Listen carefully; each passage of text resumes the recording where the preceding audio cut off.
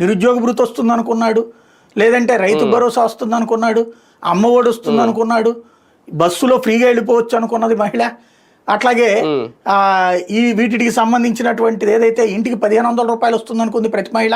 ఎంతమంది ఉంటే అంతమందికి అన్నారు కాబట్టి తనకో 1500, తన తల్లికో 1500, ఇదే తన తల్లికేమో 4000 రూపాయల డబ్బులు వస్తుంది అనుకుంది, అమ్మఒడి డబ్బులు వస్తుంది అనుకున్నది. ఇవేమీ రాకపోయినా సరే వచ్చినాయి అని నువ్వు అనుకోలేదంటే రాష్ట్ర ద్రోహివి, దేశద్రోహివి, లేకపోతే సమాజ ద్రోహివి అని చెప్తుంటే ఏమనాల దాంట్లో. అదే కదా. కానీ పేదలకి పంచాలంటే సంపద సృష్టించే పరిస్థితే. ఇప్పుడు సంపద సృష్టించి కానీ సంపద సృష్టించి మేము పేదలకు పంచుతాం అని చెప్పడం నిన్న.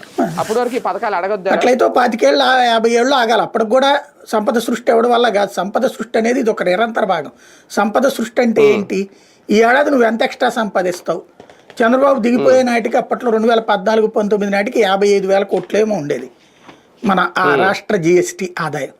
ఇప్పుడు 1,00,000 కోట్ల రూపాయల దాకా చేరింది కదా. నెలకి ఇప్పుడు నిన్న ఎంత వచ్చింది? 4,400 కోట్లు ఎంతో.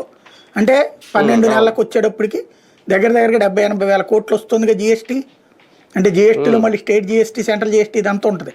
మన బడ్జెట్లో రాశారు కదా 1,00,000 కోట్ల రూపాయలని ఆదాయం, వివిధ రూపాయల్లో వచ్చే ఆదాయం 1,10,000 కోట్లు ఎంతో రాశారు.